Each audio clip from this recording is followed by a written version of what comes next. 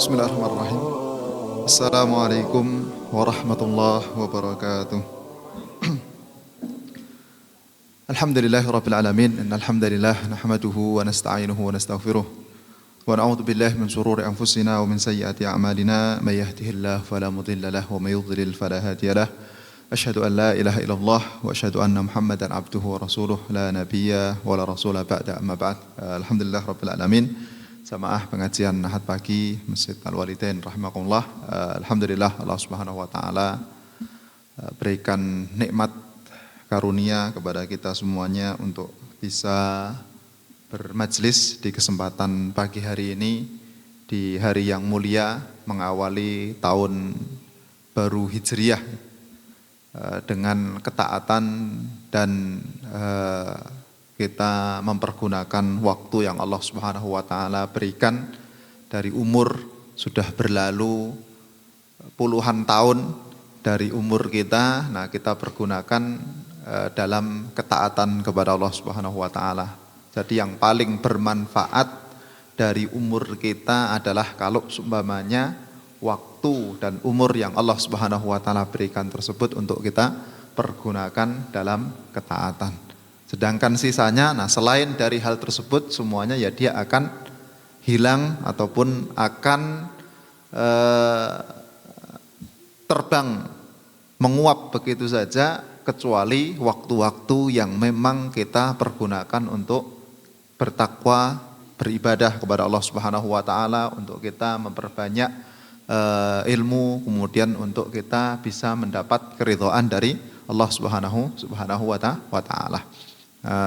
Disebutkan oleh Rasulullah SAW dalam sebuah hadis, la tazulu qadama 'abdin hatta yus'alu an arba'. Tidaklah beranjak kaki seorang hamba itu sampai entar akan ditanya empat hal. Nah, salah satu yang ditanya oleh Allah la an umrihi fima afnah. Jadi tentang umur yang Allah Subhanahu wa taala dia berikan. Nah, itu Allah Subhanahu wa taala umur tersebut itu digunakan untuk apa? Jadi kalau semuanya kita menghadap pada Allah Subhanahu wa taala berkaitan ketika pas waktu hisab, kita dihisab oleh Allah setiap dari umur yang Allah berikan kepada kita, maka nah umur yang paling bermanfaat bagi kita adalah umur yang kita pergunakan untuk taat kepada Allah Subhanahu wa taala. Itulah yang akan bermanfaat dan yang akan kita apa istilahnya? Kita berharap-harap dan akan banyak yang kita sesali kalau sumpamanya ternyata umur yang Allah berikan kepada kita pergunakan pada hal-hal yang dia sia-sia ataupun hal yang dia tidak bermanfaat ataupun tidak mendatangkan maslahat untuk akhirat kita. Jamaah rahimakumullah, alhamdulillah di kesempatan bulan lalu kita masuki pembahasan berkaitan dengan sifat-sifat orang munafik.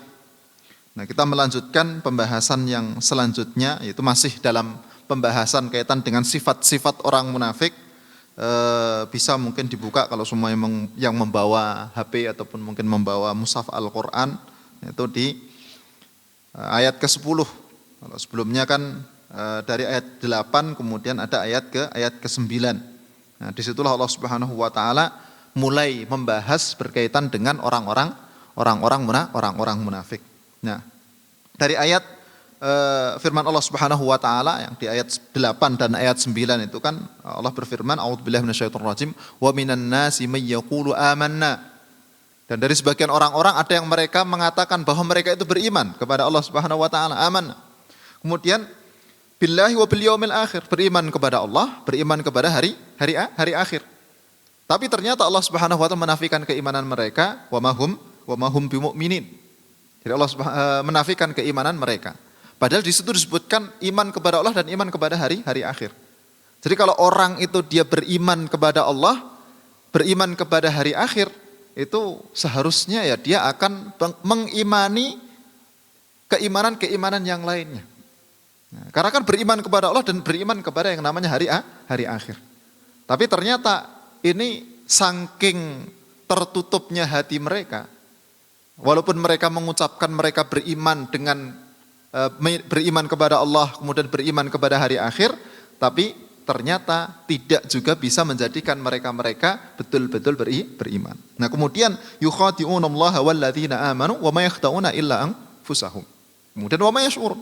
Jadi pada hakikatnya itu mereka tidak menipu ya kecuali diri mereka sendiri. Jadi tidaklah mereka itu menipu orang-orang yang mereka menyatakan keimanannya secara lisan, padahal hatinya itu tidak beriman, pada hakikatnya mereka itu sedang menipu diri mereka sendiri. Nah, di ayat yang ke-10 selanjutnya, ini yang insya Allah kita bahas di kesempatan kali ini dan beberapa ayat seterusnya. Fi qulubihim maradun fazadahumullahu marada walahum adzabun alimun bima kanu yakdzibun. Jadi di dalam hati mereka itu ada yang namanya penyakit. Dalam hati orang-orang munafik tadi itu ada yang namanya penyakit. Nah, penyakit apa? Yang disebutkan oleh para ulama. Dari sini Ibnu Katsir menyebutkan beberapa pendapat ya. Ada beberapa pendapat yang disebutkan. Pertama yaitu bahwa fi qulubihim marad. Ada yang namanya penyakit dalam hatinya. Apa sih penyakit tersebut? Penyakit keraguan. Jadi ragu. Kalau seumpamanya apa yang dibawa oleh Rasulullah SAW itu apakah betul atau tidak?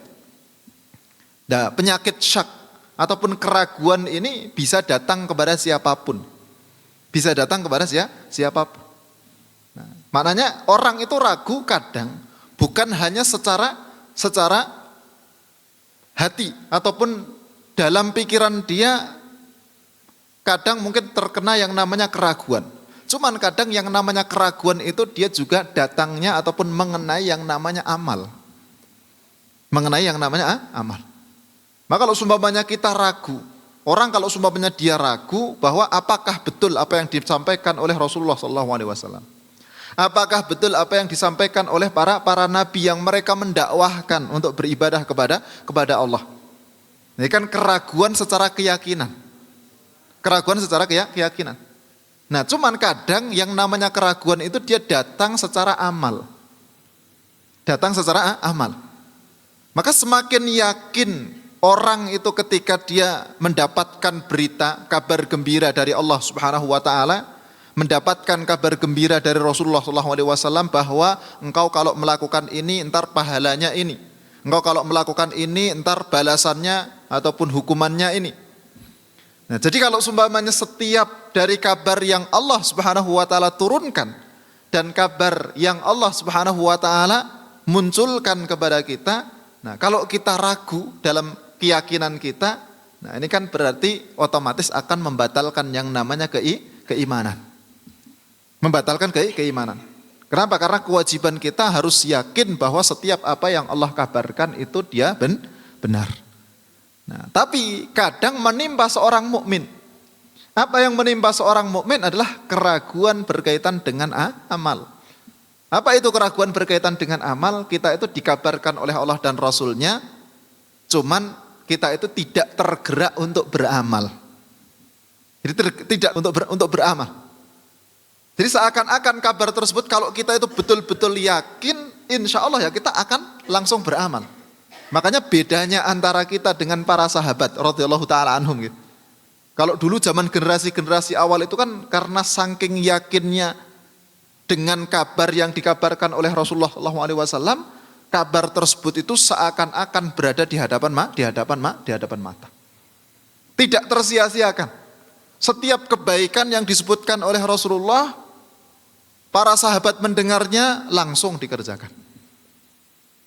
Setiap ada panggilan untuk beramal dari Rasulullah SAW ataupun dari Allah Subhanahu wa taala, langsung kemudian dilakukan oleh para sahabat. Kenapa? Karena kaitan dengan keimanan tadi itu. Saking yakinnya dengan apa yang dikabarkan oleh Allah dan Rasulnya, nah akhirnya terlaksana. Jadi amal tersebut langsung segera disambut. Nah, ini yang mengenai banyak kaum muslimin itu apa? Ketika mereka dapat kabar dari Allah dan Rasulnya untuk beramal.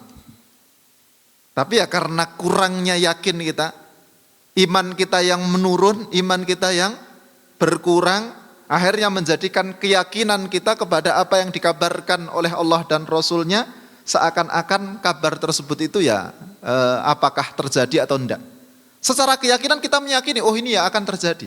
Cuman dalam tataran amal ternyata kita belum bisa meyakinkan diri kita untuk kita itu mengerjakan amal-amal tersebut. Nah ini kaitannya dengan yang namanya keimanan.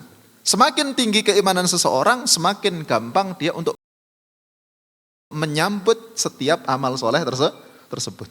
Semakin gampang untuk dia mengerjakan amal soleh yang Allah Subhanahu wa Ta'ala dan Rasulnya tawarkan. Sebagaimana para sahabat. Cuman, nah kalau kita mendengarnya, oh ya kita yakin bahwa kabar Allah dan Rasulnya itu benar. Kabar Allah dan Rasulnya itu benar, yang namanya orang dia akan mati. Kemudian tidak bermanfaat bagi dia kecuali amal soleh. Tidak bermanfaat bagi dia kecuali ibadah yang dia kerjakan. Cuman ya kita hanya meyakini secara lisan, dalam hati kita meyakini, tapi apakah hati kita ataupun badan kita tergerak untuk mempersiapkan amal supaya kita bisa punya bekal menghadapi yang namanya kematian tersebut atau tidak? Nah ini yang sering menjadi PR bagi kita. Nah, kalau seumpamanya kita tidak menaikkan keimanan kita, otomatis ya kita akan terbawa hanya sekedar pokoknya yang penting kita mengimani, meyakini, tapi berkaitan dengan amal ya sudah. Kita beramalnya sekedarnya saja, ataupun bahkan ya kita bermalas-malasan. Allah Subhanahu wa Ta'ala menyatakan bahwa yang namanya dunia ini dia akan hilang, tidak bermanfaat bagi orang mukmin kecuali apa yang dia pergunakan dalam ketaatan kepada Allah. Dia meyakini betul akan hal tersebut. Tapi karena secara keyakinan amalnya itu tadi berkurang, akhirnya apa? Akhirnya ya lebih mementingkan kepentingan duniawi daripada kepentingan akhirat. Jadi kalau semuanya berkaitan dengan duniawi, langsung bersegera bagaimana dia bisa mendapatkan hal tersebut. Tapi kalau berkaitan dengan kepentingan ukhrawi, nah ini kita yang berlambat. Jadi loading dulu. Jadi kalau semuanya kaitan dengan kepentingan akhirat, kita seringnya loading dulu, pertimbangannya banyak. Jadi banyak pertimbangan, oh ntar gimana ya, apakah ntar saya kerjakan atau tidak, kalau saya ngerjakan mungkin capek, kalau semuanya saya kerjakan ntar bagaimana dengan kondisi ini, kondisi itu. Jadi banyak pertimbangannya. Tapi kalau berkaitan dengan kepentingan duniawi, langsung kita bersegera. Jadi tanpa pikir panjang, oh ya langsung dikerjakan. Nah inilah yang kadang antara keyakinan yang ada dalam hati kita itu berseberangan dengan amal yang kita kerjakan. Jadi tidak sesuai. Antara apa yang terucap dari lisan kita menyatakan keimanan kita kepada Allah, dengan apa? Dengan perbuatan yang kita kerjakan. Jadi keraguan tersebut kita tidak ragu, kita betul meyakini. Cuman tadi secara perbuatan itu ya kita seakan-akan seperti orang yang ragu. Coba kalau kita yakin, betul yakin itu kan, kalau namanya yakin seumpamanya ntar ini di tempat kita akan terjadi sebuah mara bahaya. Dengan keyakinan yang sangat, otomatis sebelum terjadinya bahaya tersebut ya kita akan menghindar. Kita akan langsung pergi. Makanya dulu beberapa tahun yang lalu kan sempat ketika lagi marak-maraknya kejadian-kejadian yang disebutkan tentang akhir zaman. Akan terjadi pada tahun sekian ini, ntar kejadian seperti ini, itu berarti dia adalah bagian dari akhir zaman. Saking yakinnya orang dengan apa yang dikabarkan oleh beberapa dai tersebut, akhirnya apa? Ada yang sampai kemudian menjual aset bermiliar-miliar. Jadi semua asetnya kemudian dijual, dia milih nyari tempat di pegunungan supaya dia bisa ngungsi. Kenapa? Karena dikembalikan dalam sebuah hadis disebutkan termasuk tempat yang paling aman itu di akhir zaman adalah ketika dia berada di pucuk gunung bersamaan dengan beberapa hewan ternak yang dia bawa, sudah itu aman. Makanya ada orang yang dia tinggal di kota, asetnya semuanya dijual, terus habis itu dia berpindah ke pegunungan. Berpindah ke tempat-tempat mengasingkan diri. Tujuannya apa? Supaya tidak terkena mara bahaya. Karena terjadinya huru-hara akhir zaman bahaya. Tapi karena dilandaskan hanya pada ketakutan secara duniawi, bukan ketakutan kaitan dengan keimanan, ketakutan kaitan dengan agama, yang akhirnya ya hanya sekedar pokoknya bagaimana menyelamatkan diri, kemudian berada di satu tempat, beli banyak bahan makanan, beli banyak persiapan supaya ntar ketika terjadi huru hara, oh saya masih bisa menyambung hidup. Padahal bukan itu. Yang dimaksudkan oleh Rasulullah SAW adalah orang itu menyelamatkan agamanya, bukan menyelamatkan dunianya. Jadi kalau berkaitan dengan menyelamatkan dunia, orang langsung berbondong-bondong, gampang. Tapi kalau menyelamatkan akhirat, menyelamatkan agama, nah orang loading dulu, lama. Jadi untuk menyelamatkan dunia langsung bersegera, tapi untuk menyelamatkan akhirat kadang butuh loading yang lama, sudah loading saja, kadang juga masih belum jalan-jalan. Nah, jadi sudah ada prosesnya tapi masih belum bergerak sama sekali. Masih ya berada di tempat tersebut. Nah, ini yang Allah kabarkan berkaitan dengan orang-orang munafik itu, mereka memiliki keraguan. Kalau nifak i'tiqadi itu kan kemunafikan berkaitan dengan keyakinan. Apa itu? Memang mereka ragu. Secara keyakinan mereka ragu. Apakah apa yang dikabarkan oleh Allah dan Rasulnya itu benar atau tidak? Itu pendapat yang disebutkan oleh Ibnu Katsir, pendapat yang pertama. Kemudian selanjutnya yang disebutkan pendapat yang lainnya adalah yaitu riya. Jadi dalam hati mereka itu ada riya. Kalau riya, nah ini mengenai entah orang munafik yang dia tidak beriman atau orang mukmin yang dia beriman. Terkena riya. Dalam mengamalkan satu amalan itu dia pengen atau mengharap penghargaan atau pengakuan dari orang lain. Jadi dalam hal apapun, kita kalau umpamanya kita menjadi pengajar, jadi guru, kita pengen mendapatkan pengakuan dari orang lain, oh saya itu adalah pengajar agama, oh saya adalah pendidik masyarakat, oh saya pendidik generasi muda umpamanya. Pengen mendapatkan pengakuan. Niatannya tidak ikhlas lillahi ta'ala. Niatannya bukan karena memang dia menjalankan perintah Allah, Allah memerintahkan untuk seseorang itu dia menyampaikan ilmu, bukan. Tapi supaya pengen mendapatkan pengakuan dari orang-orang. Nah ini kan bagian dari riya. Tujuannya untuk mendapatkan dunia. Apapun yang kita kerjakan. Kalau itu berkaitan dengan ibadah, terus niatannya untuk mendapatkan dunia, entah pengakuan, entah harta duniawi, ataupun mungkin hal-hal yang lainnya yang dia sifatnya itu bukan manfaat akhirat, ya ini dia masuk dalam kategori ya riya. Niatannya bukan karena Allah Subhanahu wa ta'ala. Nah, orang munafik jelas mereka beriman niatannya bukan karena Allah. Orang munafik ini mereka beriman supaya apa? Supaya nampak di kalangan orang-orang mukmin bahwa mereka itu adalah sama seperti mereka. Yang akhirnya mereka dapat manfaat juga. Dapat manfaat.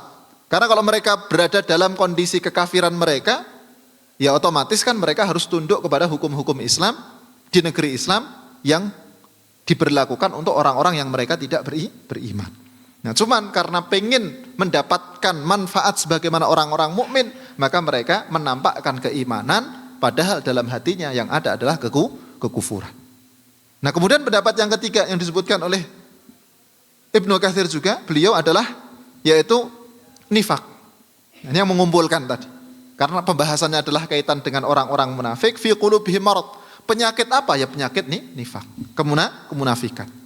Kan penyakit yang berbahaya kalau umpamanya mengenai seseorang dalam hatinya, otomatis ini yang akan membahayakan dirinya.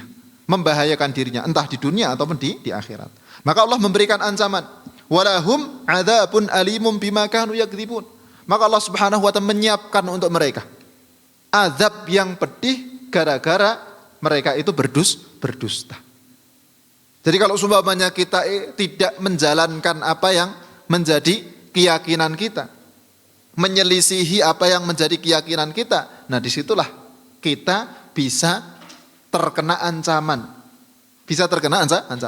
Makanya ya bagaimana kita selalu menselaraskan antara apa yang ada dalam hati kita dengan amal perbuatan kita. Bukan berarti saya dalam hati saya itu tidak baik, ya sudah saya tak menjadi orang yang tidak baik saja. Bukan. Tapi bagaimana kita memperbaiki hati kita sesuai dengan keyakinan yang kita yakini tadi, kemudian kita jalankan semampunya. Kalau seumpamanya kita meyakini betul kabar dari Allah Subhanahu wa taala, oh Allah mengabarkan akan hal tertentu. Ya kita yakini, kita amalkan. Rasulullah SAW mengabarkan akan hal tertentu, kita yakini, kemudian kita amalkan. Jangan sampai hanya berada dalam ucapan saja. Kita mencintai Allah, kita mencintai Rasulullah SAW. Tapi bentuk realisasi kecintaan kita kepada Allah dan Rasulnya apa? Apakah cuman kita mengucapkan secara lisan, tapi secara amal tidak kita realisasikan? Kan enggak. Seharusnya orang itu kalau seumpamanya dia betul-betul mencintai Allah dan Rasulnya, ya berarti dia berjalan sebagaimana apa yang ditetapkan oleh Allah dan Rasulnya. Nah, dalam kondisi tertentu betul mungkin ada godaan dari setan menggoda. Ya kita kalau tergoda setan, terjerumus dalam kondisi lalai, dalam kondisi khilaf seumpamanya, langsung kita kembali kepada Allah. Tidak berlanjut, tidak berada dalam lubang kesalahan tersebut. Tapi bagaimana kita kembali kepada Allah, kita istighfar, kita bertobat, kemudian kita kembali kepada Allah Subhanahu wa ta'ala. Nah, kemudian ayat selanjutnya, ayat yang ke-11 disebutkan oleh Allah Subhanahu wa ta'ala. Wa idza qila lahum la tufsidu fil ard qalu innama nahnu muslihun. Jadi kalau seumpamanya dikatakan kepada mereka jangan merusak di muka bumi, mereka malah mengatakan bahwa kita itu adalah orang-orang yang memperbaiki. Nah, makna ifsad ataupun berbuat kerusakan apa sih? Nah, maka disebutkan oleh para ulama, nah di sini Ibnu Katsir beliau menukil disebutkan bahwa yang disebut sebagai ifsad fil ard, perusakan di muka bumi adalah yaitu apa? Al-fasadu huwal kufru wal amal bil ma'siyah. Jadi yang namanya kerusakan itu adalah kekufuran. Kemudian maksiat. Jadi yang namanya kekufuran dan maksiat itulah yang disebut kerusakan di muka bumi. Kalau hanya sekedar runtuhnya bangunan, kalau hanya sekedar mungkin meletusnya gunung, betul itu bagian dari kerusakan. Tapi yang lebih parah, yang disebut kerusakan yang paling parah dan bisa memberikan madarat kepada orang-orang adalah kerusakan, kekufuran dan kerusakan maksiat. Maka jangan sampai kita itu tertipu. Kalau seumpamanya tempat kita itu menjadi tempat yang maju. Negara kita menjadi negara yang modern. Semuanya berkembang, infrastrukturnya semuanya berkembang menjadi gedung-gedung yang tinggi, megah, kemudian modern. Ini kan semuanya hanya sekedar secara zahir. Kerusakan yang terjadi pada bangunan-bangunan, apa yang nampak dalam mata kita itu bukan kerusakan yang dia itu besar.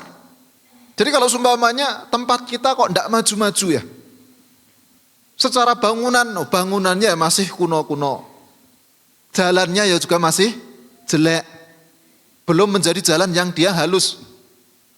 Tapi kalau orang-orangnya mereka itu menjauhi maksiat, orang-orangnya mereka itu beriman, maka tempat tersebut pada hakikatnya tidak rusak. Tempat tersebut pada hakikatnya adalah tempat yang dia dalam kondisi yang baik. Tapi kalau tempat kita menjadi tempat yang megah, tempat yang mewah, orang mungkin memuji tempat kita, daerah kita menjadi tempat yang baik, tempat yang bagus, tapi ternyata kalau orang-orangnya mereka tidak menjauhi yang namanya maksiat, justru disitulah yang namanya kerusakan itu terjadi. Jadi kerusakan yang sebenarnya yang terjadi di suatu tempat adalah kalau tempat tersebut itu di situ terjadi yang namanya maksiat. Jadi jangan sampai kita tertipu dengan patokan yang dipatok oleh orang-orang. Maka saya baru beberapa waktu lalu itu kan ketemu dengan salah satu orang yang dia dari luar, dari Australia. Nah, menyebutkan bahwa kalau mungkin kita melihat negara Australia itu kan negara yang mungkin secara infrastruktur ya maju lah, atau mungkin negara-negara Barat. Tapi bagaimana dengan orang-orangnya? Jadi orang-orangnya itu kan mereka sampai kebingungan, mendapatkan sebuah kebosanan. Untuk kaitan dengan kehidupan yang namanya miras sesuatu yang biasa. Jadi orang kalau semuanya dia terpusingkan, langsung larinya ke miras. Kemudian kalau seumpamanya mereka itu berkaitan dengan masalah pasangan, berganti-ganti pasangan itu sesuatu yang biasa. Makanya mereka mendapatkan kebosanan di situ. Akhirnya apa? Yang muncul adalah LGBT. Jadi menyukai sesama jenis. Kenapa? Karena mungkin mereka mendapatkan sesuatu yang baru, yang dulunya tidak ada. Oh, ini ada sesuatu yang baru. Karena saking rusaknya dan bobroknya masyarakat, akhirnya apa? Akhirnya ya sesuatu yang itu di luar normalnya orang, itu pun sampai dilakukan. Makanya semakin parahnya orang kalau sekarang, kenapa kok orang mereka pengen melegalisasi yang namanya suka sesama jenis, LGBT dan lain sebagainya. Kenapa? Karena mereka saking rusaknya ini sudah melakukan hal-hal yang mungkin pertama itu normal menurut pikiran manusia, walaupun itu tidak normal secara hukum syariat. Normal menurut pikiran manusia, masih dalam tataran fitrah, kemudian masih lebih rusak lagi. Lebih rusak lagi. Nah, makanya akhirnya terjadilah hal-hal tersebut. Walaupun mungkin secara kaitan dengan bangunan, secara tempat kelihatannya mewah, megah dan lain sebagainya, tapi kalau hal tersebut tidak dibarengi dengan yang namanya kebaikan masyarakatnya, kebaikan amalnya, itu semuanya tidak bernilai. Kenapa? Karena yang namanya dunia, kita mengetahui dunia itu kalau Allah menginginkan, dengan diturunkan ketetapan untuk di satu tempat itu diguncang sebentar saja, dengan gempa sudah runtuh semuanya. Semua yang dibangun, kemodernan yang dibangun tersebut, kalau seumpamanya Allah itu menginginkan, dalam sekejap saja bisa hilang. Listrik saja, kalau semuanya listrik dimatikan oleh Allah Subhanahu wa taala. Tidak ada listrik. Pembangkit listrik semuanya rusak. Tidak ada listrik. Apa yang akan terjadi? Hilang peradaban. Peradaban kemodernan itu kan dia hilang. Jadi hal-hal yang kaitan dengan kemodernan, kemewahan, kemegahan, itu semuanya tidak memiliki nilai. Yang bernilai adalah bagaimana orang-orang yang ada di tempat tersebut, yang menghuni tempat tersebut. Apakah mereka itu bertakwa kepada Allah? Apakah mereka itu tunduk dan patuh kepada Allah atau tidak? Makanya ketika Allah menyebutkan wa idza qila lahum la tufsidu fil ard, jangan kalian berbuat kerusakan di muka bumi, kemudian mereka mengatakan innama nahnu muslihun. Qalu innama nahnu muslihun. Seperti hanya orang-orang munafik, orang-orang kafir, mereka menyatakan loh kita itu pengen membuat perbaikan. Maka yang mereka katakan apa? Kaum muslimin itu kalau seumpamanya mereka tetap berpegang kepada agama mereka, mereka mundur. Tidak bakal bisa maju. Itu kan sering kita mendengar ucapan tersebut. Jadi selalu yang digaungkan adalah kalau orang muslim itu berpatok dan berpegang kepada agama mereka, ya mereka mesti akan mundur.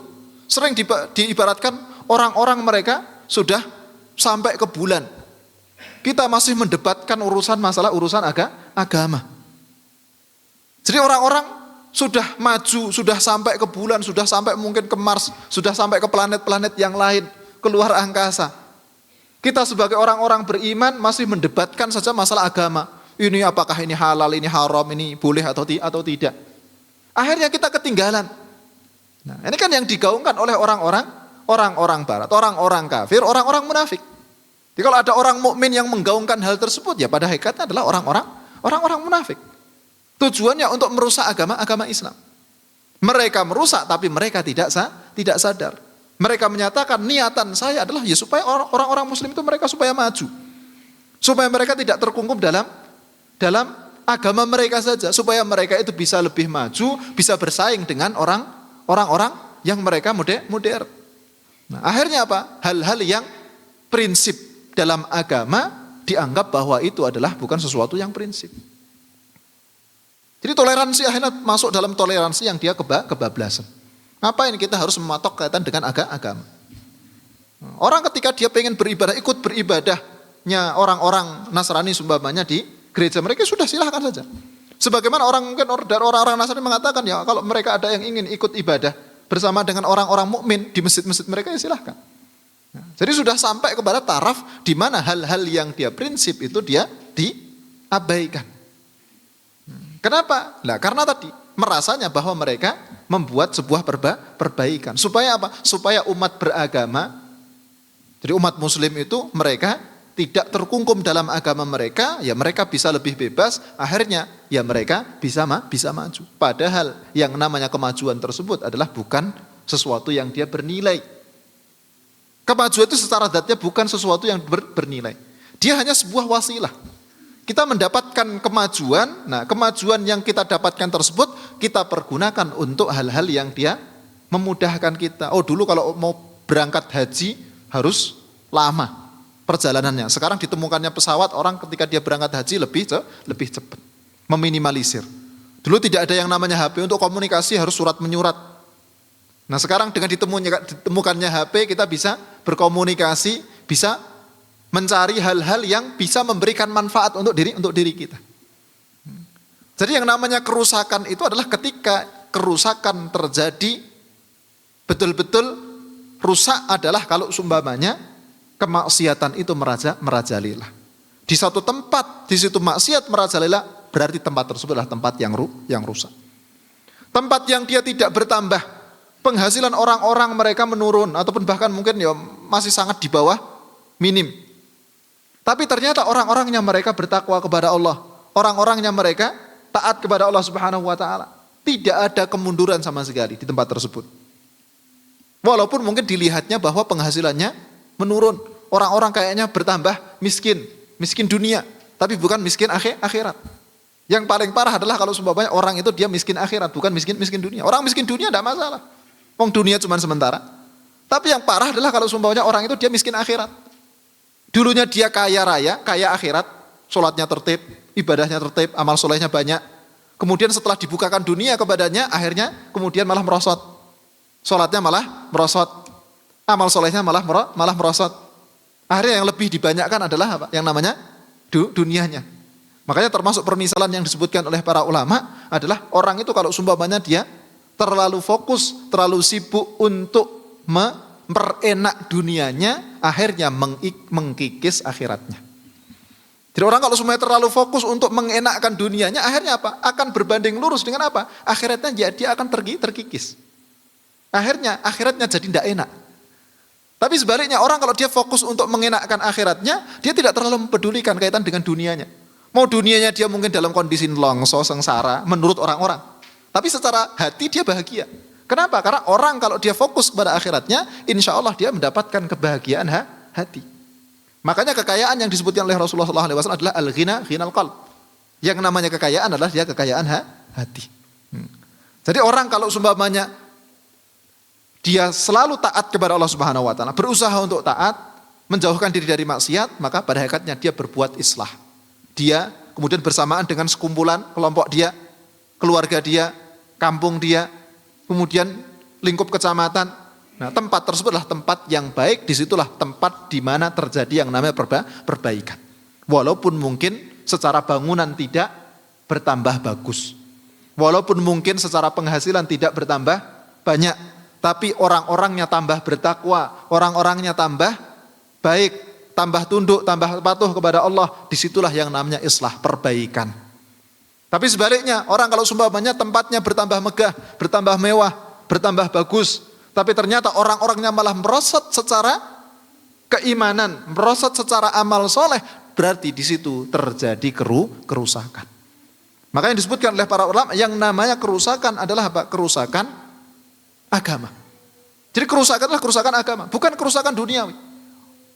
Maka yang disebutkan tadi adalah yang disebut al-fasad huwal kufru wal amal bil ma'siyah. Nah, kenapa? Disebutkan oleh Ibnu Katsir, beliau menyebutkan li'anna salahal ardi was sama'i bitta'ah. Kebaikan bumi dan langit itu kalau seumpamanya tempat tersebut itu digunakan untuk ketaatan. Jadi tempat itu akan menjadi baik ketika digunakan untuk taat. Kalau semuanya tempat tersebut digunakan untuk maksiat, berarti tempat tersebut adalah tempat yang rusak. Makanya disebutkan oleh beliau li'anna salahal ard was sama' bitta'ah. Jadi kebaikan langit dan bumi. Jadi langit dan bumi itu dia akan menjadi baik, disifati bahwa ini adalah tempat yang baik kalau seumpamanya tempat tersebut digunakan untuk taat. Makanya bedanya langit dengan bumi, kalau langit, nah karena memang yang menggunakannya adalah para malaikat. Digunakan untuk taat. Maka sampai dalam sebuah hadis, langit itu seakan-akan seperti halnya, seperti kalau kita naik ke Amben, ya. Itu kan kadang ada suara krek-krek-krek gitu. Ada suara ketika terinjak, karena menanggung beban. Jadi langit pun seakan-akan seperti halnya dia berbunyi karena menanggung beban. Beban apa? Setidaklah setiap jengkal dari langit itu mesti di sana ada malaikat, entah dia itu rukuk atau sujud. Jadi tempat yang memang digunakan untuk beribadah dan taat kepada Allah Subhanahu wa taala. Makanya yang namanya langit dari sejak awal diciptakan. Dalam surat Al-Mulk Allah menyebutkan orang kalau pengen nyari celahnya langit, mbok dia bolak-balik memandang langit ya enggak ada. Kenapa? Karena yang namanya langit itu ya dia tempat yang Allah Subhanahu wa taala jadikan tempat tersebut tidak ada yang namanya maksiat. Jadi enggak ada makhluk kok kemudian dia bermaksiat di langit itu enggak ada. Jadi yang namanya langit adalah tempat untuk digunakan taat. Cuman memang di bumi ini ya ada ketaatan, ada yang namanya kemaksiatan. Makanya di bumi kadang terjadi musibah, ada gempa, ada banjir, ada longsor. Kenapa? Karena memang tempat tersebut bercampur.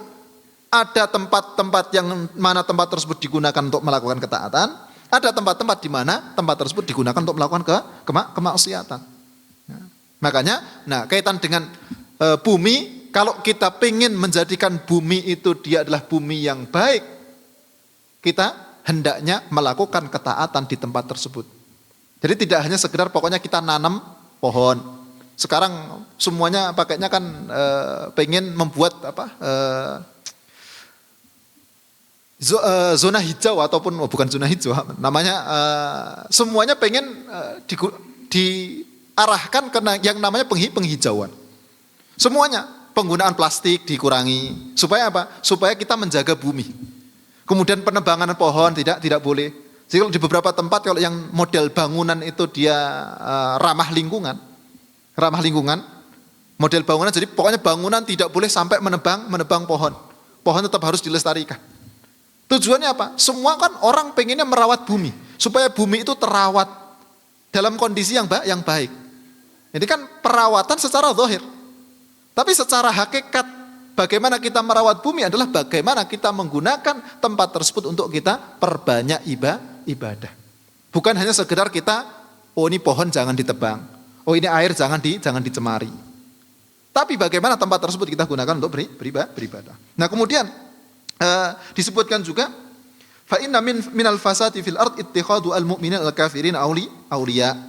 Nah, termasuk juga bagian dari kerusakan yang disebutkan oleh beliau di sini adalah ketika orang-orang mukmin mereka menjadikan orang-orang kafir itu sekutu, teman-teman dekat. Ataupun ya, kalau sekarang kalau orang-orang mukmin itu mereka menjadikan orang-orang kafir itu sebagai kiblat peradaban, kiblat pemikiran, kiblat dalam setiap hal, maka disitulah muncul yang namanya kerusakan. Maka tidaklah suatu tempat itu rusak ya kecuali kalau semuanya mereka menjadikan musuh-musuh Islam untuk dijadikan sebagai kiblat. Dalam hal apapun, jadi setiap hal apapun kalau semua kita berkiblat kepada orang-orang yang dia tidak beriman kepada Allah dan Rasulnya, ya justru disitulah yang namanya kerusakan. Karena kiblat kita jelas, kita harus berkiblat kepada Allah, kita menujunya kepada Allah dan Rasulnya. Nah, ini berkaitan dengan ayat yang ke-11 yang disebutkan oleh Allah Subhanahu wa taala. Jadi jangan sampai kita ikut andil dalam membuat kerusakan di muka bumi. Dengan apa ya? Dengan kita berbuat maksiat. Nah, kalau semua ada orang-orang di sekitar kita mereka berbuat maksiat, ya kita ingatkan. Supaya apa? Supaya kita ikut andil untuk memberikan perbaikan.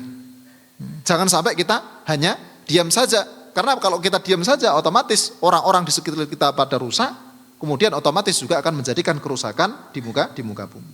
Kemudian ala innahum humul mufsiduna walakin la yash'urun. Jadi orang-orang tadi yang mengatakan kita jangan terkungkum dengan agama supaya antar kita itu bisa maju. Yang disebutkan oleh Allah pada hakikatnya mereka adalah betul-betul orang yang merusak, cuman mereka itu tidak merasa. Jadi, mereka tidak merasa. Makanya mereka sepenuh hati menyeru dan mengajak orang-orang mukmin untuk keluar dari kungkuman agamanya. Jadi, ibarat istilah mereka supaya orang itu jangan sampai dia terkurung dalam tempurung agamanya saja. Supaya mereka keluar dan melihat, oh ternyata itu orang-orang sudah pada maju, orang-orang sudah pada modern. Nah, akhirnya kita tertipu, banyak dari orang-orang mukmin tertipu. Oh iya betul juga ya.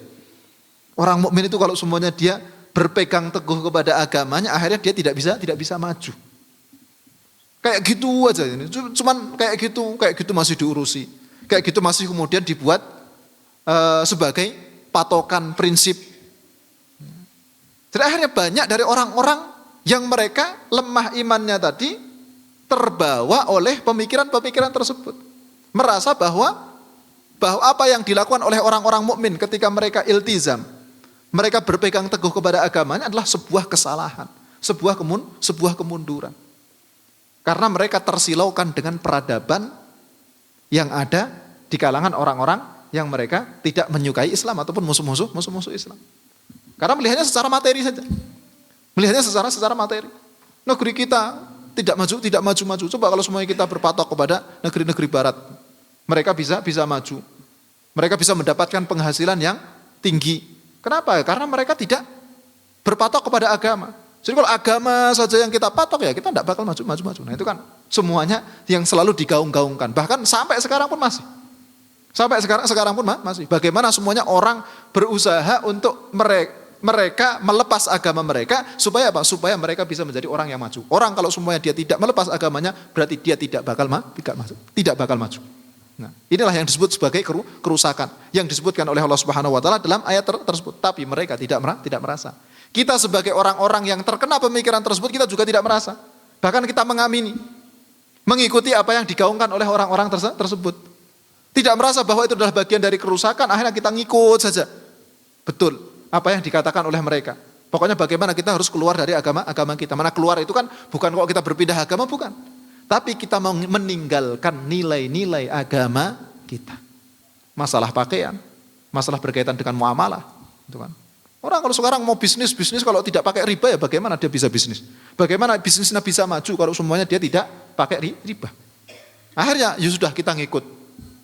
Kita ngikut dengan bermuamalah dengan muamalah ribawi semua. Nah, kalau semuanya kita pakai pakaian sebagaimana apa yang diperintahkan oleh agama Islam ya kita tidak bisa ikut dalam kancah perhelatan internasional. Masa kemudian seorang perempuan dia harus pakai kerudung. Kemudian apalagi kalau semuanya dia pakai niqab.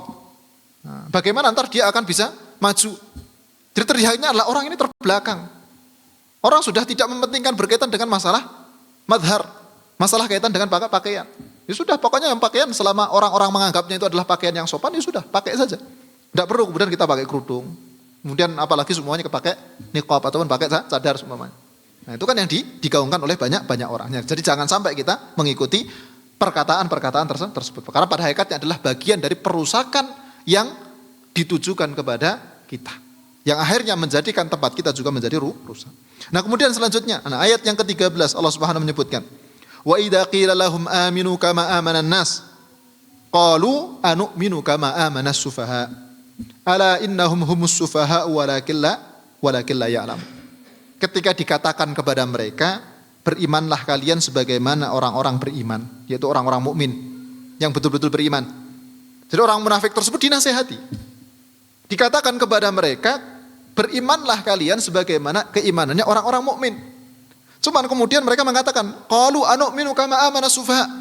Apakah kita akan beriman sebagaimana orang-orang yang mereka bodoh? As-sufaha, maka disebutkan as-safih itu, disebutkan oleh Ibnu Katsir, al-jahil al-dhaif ar-ray al-qalil al-ma'rifah bi mawadhi'il masalih wal madhar. Yang disebut sebagai safih. Orang bodoh tadi itu apa sih? Orang yang dia itu bodoh, yang lemah secara pemikirannya, kemudian dia tidak mengetahui mana yang maslahat, yang mana madharat. Maka kalau dikatakan kepada orang-orang yang menyeru kepada kemodernan tadi, untuk meninggalkan agama tadi, akhirnya apa? Mereka mengatakan, loh, masa kita malah disuruh untuk mundur lagi? Ini kan modernisasi agama. Agama kita perlu dimodernkan. Supaya apa? Supaya bisa mengikuti perkembangan zaman.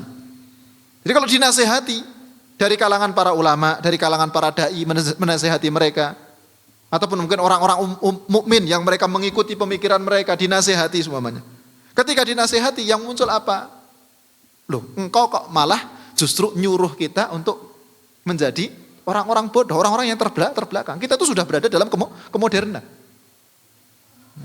Nah itu kan yang banyak juga diucapkan oleh orang-orang ketika diingatkan malah justru mereka nyinyir. Atau malah justru mereka nimpali orang yang mengingatkan tersebut bahwa orang yang mengingatkan ini seakan-akan menginginkan mereka untuk menjadi orang-orang yang terbelakang, untuk menjadi orang-orang yang bodoh. Nah, ini kan sama seperti yang dikatakan oleh orang-orang munafik zaman dahulu ketika diingatkan supaya mereka beriman sebagaimana imannya orang-orang mukmin, keimanan yang tidak ada keraguan, keimanan yang memang betul-betul ditujukan kepada Allah dan Rasulnya, kemudian mereka malah menjawab qalu anu'minu kama amana sufaha. Mereka mengatakan, apakah kalian minta untuk kita beriman sebagaimana imannya orang-orang bodoh? Apa jawaban Allah Subhanahu wa taala? Allah menjawab, ala innahum humus sufaha walakin la ya'lamun. Pada hakikatnya mereka lah orang-orang yang bodoh. Orang-orang yang pandir. Tapi mereka tidak merasa. Mereka tidak mengetahui. Jadi mereka lah orang-orang yang aslinya itu terbelakang. Orang-orang yang mereka itu dalam kondisi kerusakan. Tapi mereka tidak merasa. Dengan apa yang diucapkan tadi, pemikiran-pemikiran yang digaungkan supaya orang-orang mukmin mengikuti mereka, pada hakikatnya mereka lah orang-orang yang terbelakang, orang-orang yang mereka dalam kondisi kebodohan. Karena kalau kita kembalikan makna safih tadi yang disebutkan oleh beliau, kan orang yang dia dalam kondisi dia tidak mengetahui, sedikit pengetahuannya berkaitan dengan maslahat dan madharat. Nah, mereka merasa bahwa mereka lah yang paling tahu berkaitan dengan maslahat dan madharat. Padahal maslahat dan madharat itu kembalinya kepada apa? Kembalinya kepada Allah. Allah Subhanahu wa taala menyatakan bahwa ini adalah maslahat, yaitulah maslahat yang hak. Menyatakan bahwa ini adalah madharat, inilah madharat yang hak. Masalah makanan, Allah mengharamkan beberapa makanan. Disitulah ada yang namanya madharat.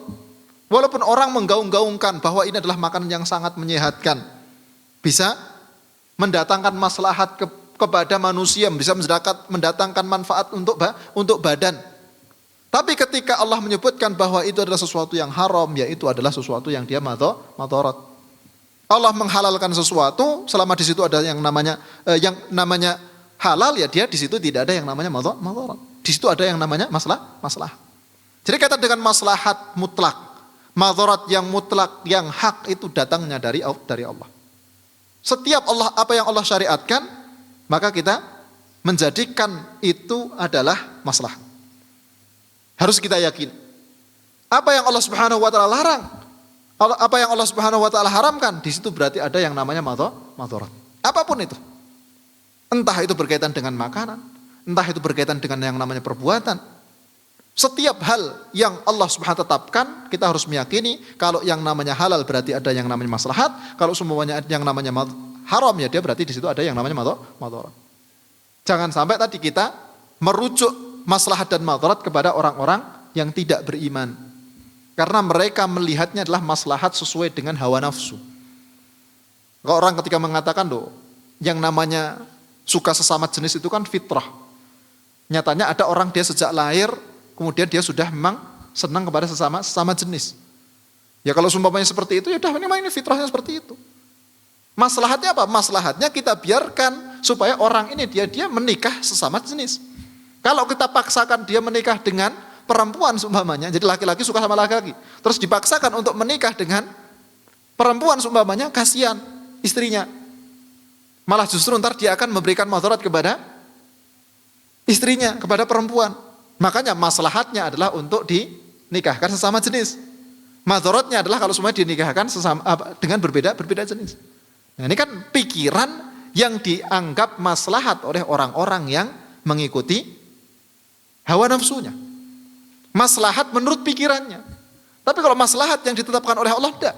Justru ketika dia dinikahkan dengan sesama jenis, maka inilah justru yang namanya madharat. Ketika dinikahkan dengan sesama jenis, orang dia sukanya sesama jenis. Kenapa kok dinikahkan dengan perempuan? Justru disitulah maslahatnya. Karena kalau orang dia pengen keluar dari yang namanya penyakit tersebut, ya seharusnya dia kembali kepada fitrahnya. Jadi maslahat adalah maslahat yang Allah tetapkan. Madharat adalah madharat yang Allah tetapkan.